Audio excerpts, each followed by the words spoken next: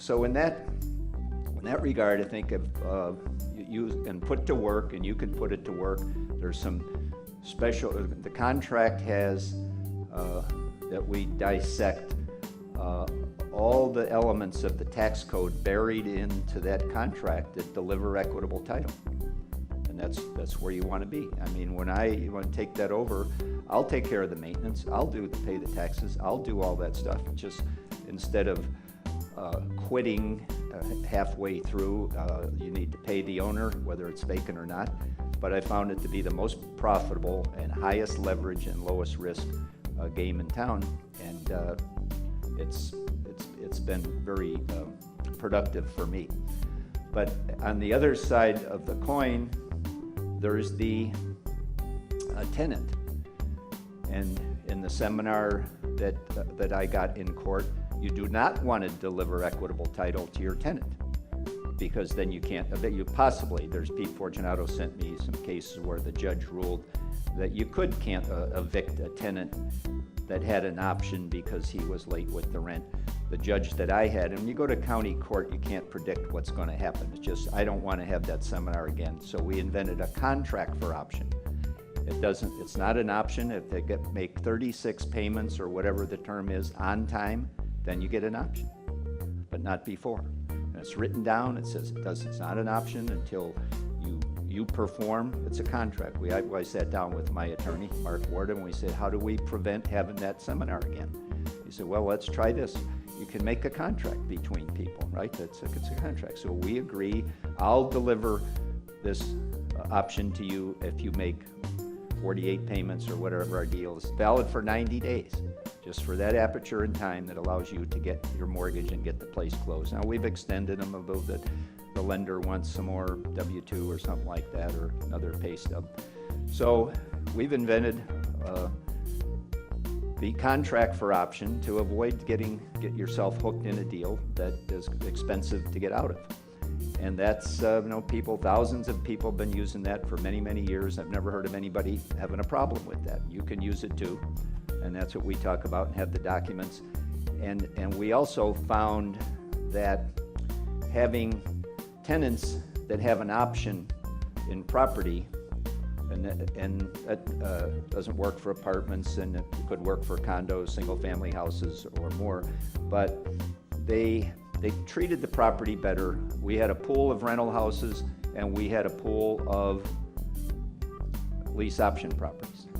And the performance was better with the lease option properties. They stayed longer, they required less maintenance, and we could get 75% of them to buy the property by screening them first before we put them in. I'd run their application by my mortgage lady, and if she'd say, I'll never get Ray, that Ray will never qualify for a mortgage, he doesn't have a real job, and he's not bankable or something like that, we wouldn't put him in. If it was a handyman and the wife was a babysitter or something, somebody had to have a job in that household, and this Debbie never failed. When it came time to get him a mortgage, she'd get him a mortgage, unless, so 75%. And life happened to the rest of them. They got divorced or had to move or got transferred, and that's about as good as it gets in the world with tenants. So you get 75%, and we did want to sell them. So, but on top market price, no realtor, no fix-up, no cleanup, never had to go back in, patch any nail holes, and it was a very profitable way to move on the property, take that money out in a 1031 exchange, and when I had 50 options on the shelf, I could just close some of the options I already had, or go around town and look for a better deal. If I couldn't find one, I would just close some options that I already had. So the use of tenant options, I prefer that. We couldn't always find some properties that had the duplex or some other properties that we had with regular rent programs, or the people had been there a long time, that before I owned it. But in some cases, when a property would vacate with a tenant, with a regular rental tenant, we'd try to put it out on rent to own. and that's people relate to that. They want to be a homeowner, and it's a way that they get a piece of the American dream, and they're getting monthly credit to the purchase plus their down payment. FHA lenders or bankers will buy that with these documents. They'll treat it as that option money is part of the down payment, and $75 a month or $100 of their rental payment would accrue towards their down payment, and you're looking for 3% or some kind of down payment.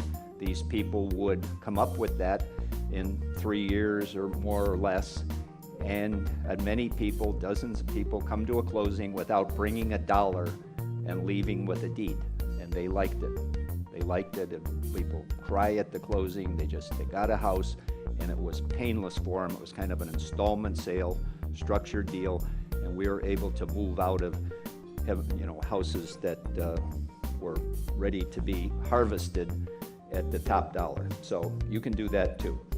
But what I found in the process of doing this, that last item on there is the lowest cost of funds.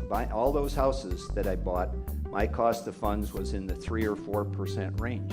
It was half of what the market was. And why did that happen?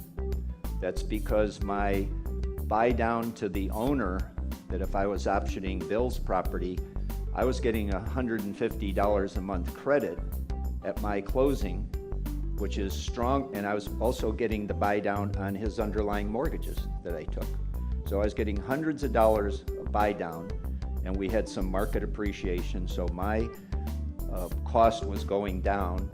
And if the tenant didn't exercise in the first 2 years, then we got a market appraisal and their price went up, so that's where the big market margin came.